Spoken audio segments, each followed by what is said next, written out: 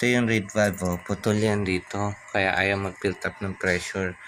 Minsan, or hanggang 30 lang ayaw na umangat. Dahil dito yun, putol na reed valve. Ito, papalitan natin.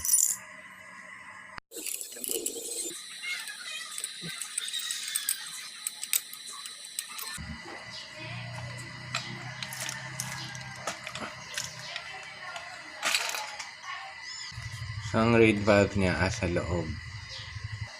Buksan lang natin. So, ito yun, oh. Ito yung reed valve sa loob. Ito. Ayan, oh. Ito, pinalitan ko na to reed valve.